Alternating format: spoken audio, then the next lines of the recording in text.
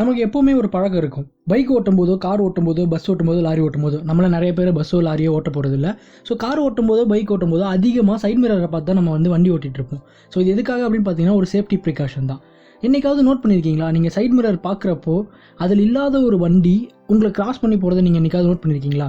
அது எப்படி? சைட் மிரரில் தெரியாத ஒரு வெஹிக்கிள் உங்களுக்கு கிராஸ் பண்ணி போகுது அப்படின்னா, அந்த வெஹிக்கிள் உங்கள் வண்டியோட பிளைண்ட் ஸ்பாட்லேருந்து வந்திருக்கும். ஸோ பிளைண்ட் ஸ்பாட் அப்படின்னா என்ன அப்படிங்கிறத பற்றி இந்த வீடியோவில் பார்க்க போகிறோம். இந்த வீடியோவை கடைசி வரைக்கும் பாருங்கள். பிளைண்ட் ஸ்பாட் அப்படின்னா என்னங்கிறத நான் முடிஞ்ச அளவுக்கு தெளிவாக சொல்லியிருக்கேன்.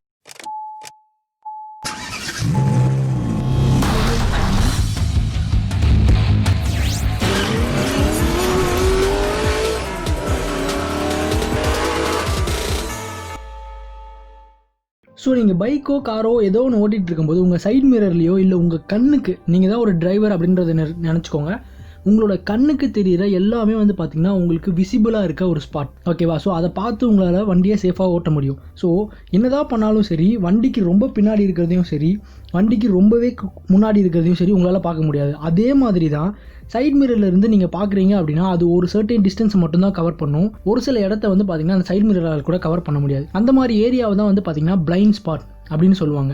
நம்ம நிறையா தடவை பார்த்திங்கன்னா ஜஸ்ட் மிஸ்ஸில் எஸ்கேப் ஆகிருப்போம். எப்படின்னு கேட்டிங்கன்னா, சைட் மிரரை பார்த்துட்டு நம்ம லெஃப்ட்டில் திரும்பணும்னு நினச்சிருப்போம்.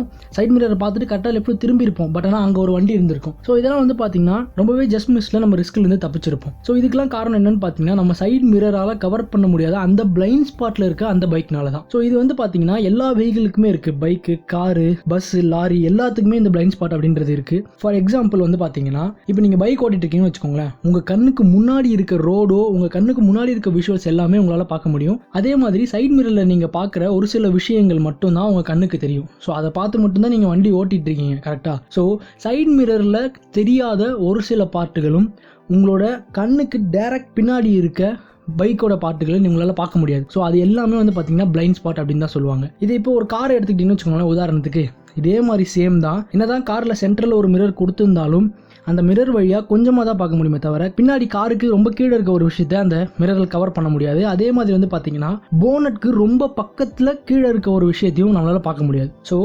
போனட்லேருந்து ஒரு சர்டன் டிஸ்டன்ஸில் இருக்க ஆப்ஜெக்ட்டை மட்டும்தான் நம்மளால் பார்க்க முடியும். ஸோ இது எல்லாமே பார்த்தீங்கன்னா பிளைண்ட் ஸ்பாட்டில் தான் கவர் ஆகும். அதே மாதிரி தான் இந்த சைட் மிரர்லையும், காரில் இருக்க சைட் மிரர்லையும் அதே பிரச்சனை தான். காரில் இருக்க சைட் மிரரும் ஒரு சில ஆங்கிள்ஸ் மட்டும்தான் கவர் பண்ணும்.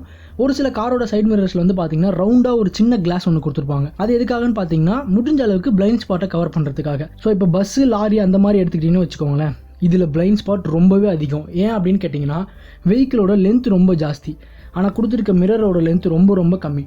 ஸோ இப்போ எக்ஸாம்பிளுக்கு எடுத்துக்கிட்டிங்கன்னு வச்சுக்கோங்க, இப்போ இருக்க லேட்டஸ்ட் பஸ்லலாம் முன்னாடி இருக்க மாதிரியான சைட் மிரர்ஸ் இருக்கும், பார்த்துருக்கீங்களா? ஸோ முன்னாடி ஒரு மாதிரி கர்வாக வந்துடும். Maximum number of bus drivers, நம்ம ஊர் பஸ் டிரைவர்ஸ் அந்த மிரர் யூஸ் பண்ண மாட்டாங்க. ஆர்டினரி நார்மலான சைட் மிரர்ஸ் மட்டும்தான் யூஸ் பண்ணுவாங்க. மேபி அந்த மிரர் இருந்தாலுமே கூட.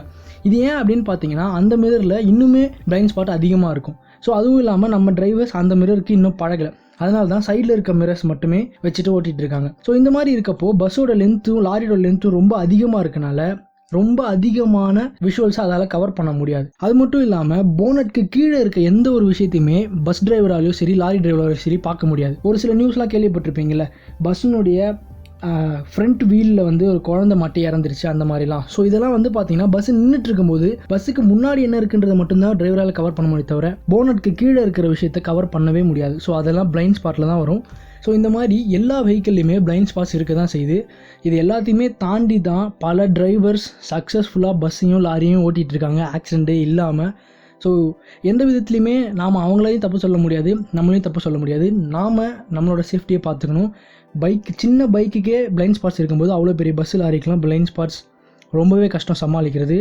ஸோ முடிஞ்ச அளவுக்கு நம்ம பைக்கில் போய்கிட்டு இருக்கோம், நமக்கு முன்னாடி ஒரு பஸ்ஸு போய்கிட்டு இருக்குன்னா பஸ்ஸு ஸ்டாப்பிங்கில் நின்னா மட்டும் ஓவர்டேக் பண்ணுங்கள். பஸ்ஸு ஒரு 60 கிலோமீட்டர் வேகத்தில் போய்கிட்டு இருக்குன்னா நீங்களும் அதே வேகத்தில் போய் ஓவர்டேக் பண்ணும்போது அந்த பிளைண்ட் ஸ்பாட்டில் லைட்டாக உங்களை தட்டினா கூட உங்கள் வீட்டோட நிலைமை நினச்சி பாருங்கள் நீங்கள் இல்லாமல். ஸோ முடிஞ்ச அளவுக்கு சேஃப்டியாக வெஹிக்கிள்ஸை ரன் பண்ணுவோம். இந்த பிளைண்ட் ஸ்பாட் பற்றி உங்ககிட்ட சொல்லணும்னு தோணுச்சு, அதனால தான் சொன்னேன். இந்த வீடியோ பிடிச்சிருந்துச்சுன்னா இந்த வீடியோக்கு ஒரு லைக் கொடுங்க. இந்த வீடியோ கீழே இதில் இருக்க குறைகளாக இருந்தாலும் சரி, இல்லை வேறு ஏதாவது வேணும்னாலும் கமெண்ட் பண்ணுங்கள். இந்த வீடியோ உங்கள் ஃப்ரெண்ட்ஸ் கூட ஷேர் பண்ணுங்கள். மறக்காமல் அந்த சப்ஸ்கிரைப் பட்டனை ப்ரெஸ் பண்ணிட்டு பக்கத்தில் இருக்க பெல் ஐக்கனே ப்ரெஸ் பண்ணிங்கன்னா நாங்கள் போகிற வீடியோஸ் உங்களுக்கு உடனுக்குடன் நோட்டிஃபிகேஷன் வரும்.